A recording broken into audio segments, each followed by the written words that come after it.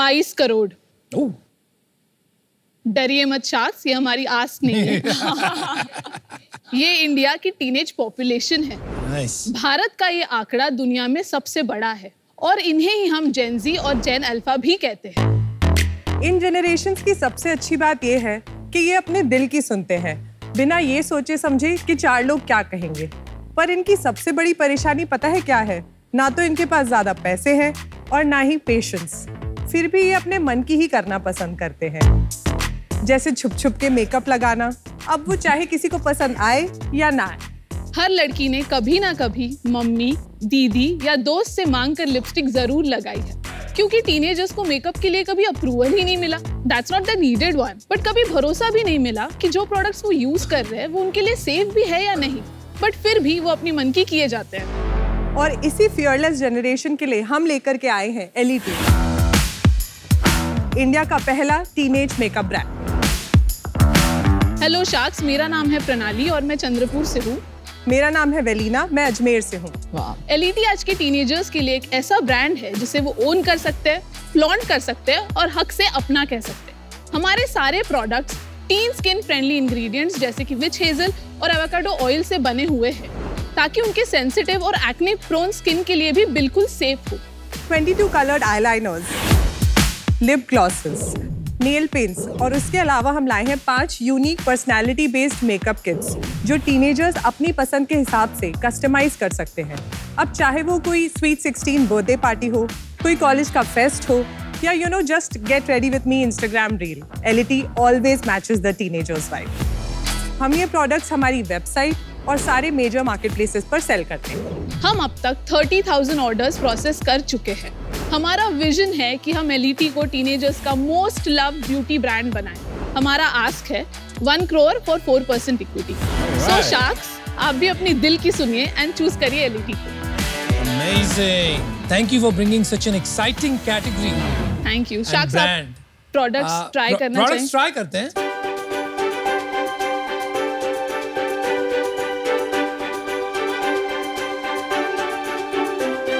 Thank you so much. Thank you. Lovely names and packaging. Thank you. एक pouch में काफी thought through, काफी time लगाने के बाद बेसिकली हम लवली कलर्स। ब्रांडिंग पर तो आपने काफी बारीकी से काम किया है ना? वाइब बहुत अच्छा है आपका, मतलब जस्ट जनरली रीजनेबली इंटरेस्टिंग। आपने एक ग्रोन अप मेकअप ब्रांड के बारे में तो सुना है, शुगर। Of course. तो आप क्या हुई, चीनी कम? नहीं, एक्चुअली शुगर प्ले हमारा कंपटीशन है। अच्छा। आपके जो आईलाइनर्स है very nice, pink and blue, बहुत पॉप कलर्स है।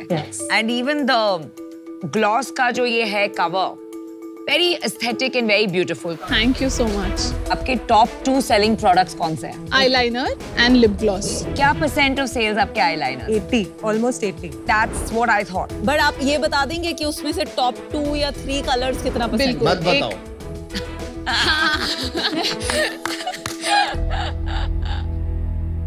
हमारा टॉप शेड है the one that we are wearing, lilac, white and yellow. आपका भी लाइलैक ही है? नो, इंडिया का मार्केट इज 90% ब्लैक। तो आपकी जो सेगमेंट है, they are looking for colors specifically. Yes. And you are the first choice for them. Yeah. That's her differentiator. आपके brand में क्या प्राइस है, और यही चीज अगर कोई एडल्ट रेंज से लेंगे, मान लीजिए शुगर से, तो उसका क्या प्राइस होगा? इसका प्राइस 499 है और शुगर में भी आईलाइनर्स या लिप ग्लॉस सेम प्राइसिंग पे ही है। ये मार्केट साइज कितना बड़ा है? 6 बिलियन, मतलब 50 करोड़ के आसपास। बट देन ऑर्गेनाइज्ड अनऑर्गेनाइज्ड वाली बात आ जाती है। नहीं, जो आपका मार्केट आप बोल रहे हो 50,000 करोड़ का, that is including skin care, makeup, branded plus unbranded मिला के आज की तारीख में 10 से 12,000 करोड़ का ही है। गिवन दैट आप बोल रहे हैं 22 करोड़ आज की तारीख में टीनेजर्स हैं, मेरा अनुमान है कि उसके हिसाब से करो तो ये शायद पोटेंशियल है 2-2.5 करोड़ का market, which is not small, it's a big market. लेकिन आप इस कैटेगरी में हाउ विल यू विन?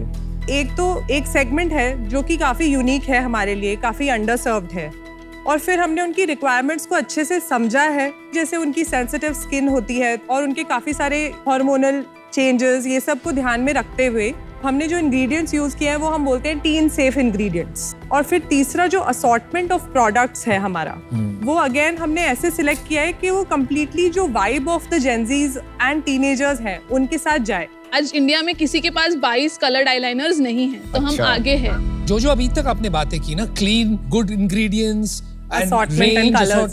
ये these are easy, और ये सब जा रहे सारी पूरी मेकअप की category, Easy to and copy. Vinita is sitting here, कुछ साल में entire makeup category will only become clean, बिल्कुल, right? वो होना ही पड़ेगा। I think our तो content इसके अलावा there has to be something else. No, that's I what heard I'm about coming content to. somewhere. Yes. हम बहुत अच्छी कंटेंट मार्केटिंग करते हैं। अभी इंस्टाग्राम पे हमारी 18,000 फॉलोअर्स है। हमें ये पता चला कि हमारे आईलाइनर्स से टीनेजर्स ग्राफिक आई लुक्स बनाते हैं। ये वर्ड भी हमें नहीं पता था, ये पता चला। क्या होता है ग्राफिक आई लुक? इंस्टाग्राम पे दिखा तो सकते आप हैं। कंटेंट दिखा दो please.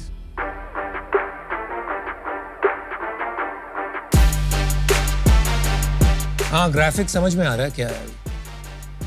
It's almost like costume makeup. But not bad, huh? 30,000 likes on. Very nice. on a this is small one of video. Our ये organic है? और दिखाओ। नहीं, ये पेड है। इन्फ्लुएंसर है। तो आप बहुत कोलैबोरेशन वीडियोस डालते हो मोस्टली। बार्टर हम लोग ज्यादा करते हैं, ऑब्वियसली Paid अभी कम करते पेड हमने 1-2 ही करे। अच्छा है Nice, यार, आपका nice कंटेंट stuff. अच्छा है, प्रोडक्ट भी अच्छा है। थैंक यू अमन। थोड़ा बिजनेस बता दीजिए। हमने अगस्त 2022 में लॉन्च किया था, तो अप टू मार्च 2023 हमने नेट सेल्स किए थे अबाउट 49 lakhs। Okay. अभी not bad. हम 7 महीने मतलब अक्टूबर तक बोलूंगी 1 करोड़ 13 लाख कर चुके हैं। तो ये साल हम 2 करोड़ पे ऑलमोस्ट फिनिश करेंगे। इसमें से हमने कैंसिलेशंस, रिटर्न, टैक्स सब हटा दिया। पर 2 करोड़ में आप कमाओगे कितना? अभी तो फिलहाल कुछ भी नहीं कमाएंगे क्योंकि हम प्रॉफिटेबल नहीं है। लास्ट मंथ कितना किया आपने? Net sales 11 lakh. और लॉस कितना किया? -10 lakhs EBITDA। मतलब आपने पैसे उठाए हैं, है ना? कितना उठाया, किससे उठाया? 2 फंड रेज किए हैं। एक किया था आइडिएशन स्टेज पे 2021 में, जो था अबाउट 2.1 करोड़। किससे किया था? एंजल्स थे, मतलब। और valuation? 10 post. And second fund raise March 2023 में, वो था 3.2 करोड़ का। ओके, और वो कितना वैल्यूएशन? 20 करोड़ प्री मनी पे, तो मतलब 23.2। 23.2। तो ये अभी 5 करोड़ आपने जो रेस किए उसमें से कितने खर्च कर दिए, कितने बचे?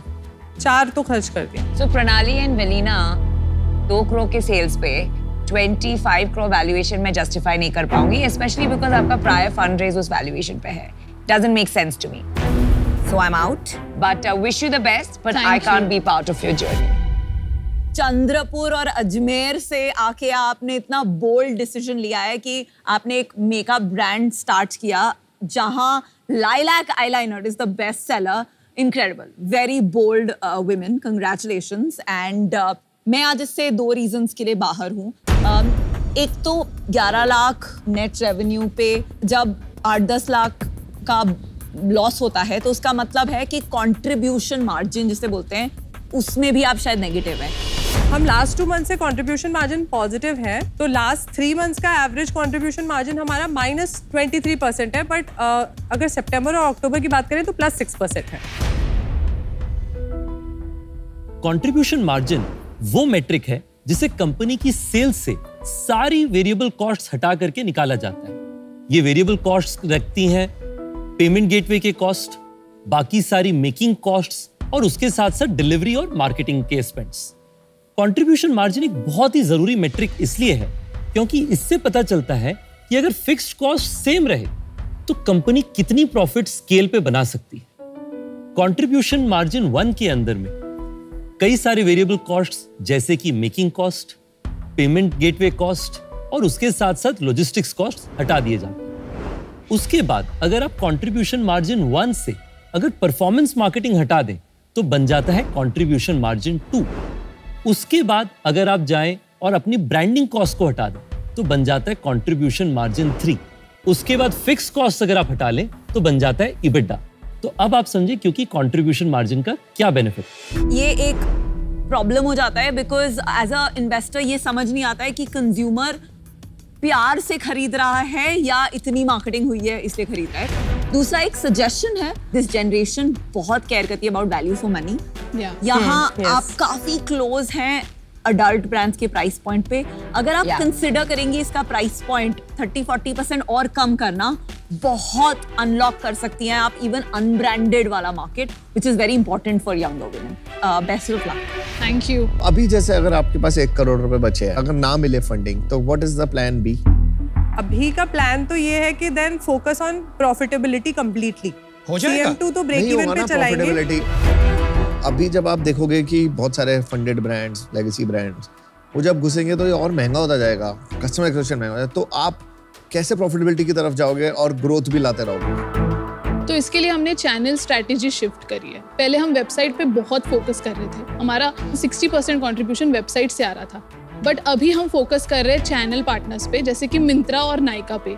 अभी लास्ट मंथ अक्टूबर में मिंत्रा का कंट्रीब्यूशन था 43%। Very nice. और ये इसीलिए था क्योंकि उनसे हमें एक B2B PO भी मिला। एक चैनल स्ट्रेटजी चेंज करी, उससे फर्क पड़ रहा है। उससे फर्क पड़ते हुए हमें दिख रहा है, क्योंकि कैग हमारा वेबसाइट पे ही 1000 रुपए पहुंच गया था, उसको अक्टूबर में हम 400 रुपीज तक लेके आए, बट मार्केट प्लेसेस में हमारा कैग ऑलरेडी 200 पे चल रहा है, तो that works for us. Gross margin क्या बताया आपने? B2B वाला तो हमारा 36% है और B2C में क्या है आपका? 75 to 80% के बीच में वेरी Got करता है, it. डिपेंडिंग अपॉन कि हम डिस्काउंट्स कितने दे रहे हैं। और आपकी इक्विटी स्प्लिट? 40% इक्विटी मेरे पास है, ओके। 25% प्रणाली के पास है, और बाकी angels. 35% is gone. Yes. Solid content, solid brand, and I think आप लोग ग्रो कर सकते हो और इस कैटेगरी में फोड़ सकते हो, बट बीच में आप कहीं अटके हुए हो। आपको अपने ब्रांड को और सॉलिडिफाई करना पड़ेगा in that market, target market, जो आपने बहुत अच्छे से समझ लिया है, बट आप वो कर नहीं सकते। नहीं कर सकते हैं। नहीं कर सकते क्योंकि पैसे नहीं है ना। अनफॉर्चुनेटली उस सिचुएशन में ना मैं अपना रिस्क नहीं ले सकता आपके साथ पैसे लगा के, but I just hope you guys do well. Sorry, I will have to be out. Thank you Aman.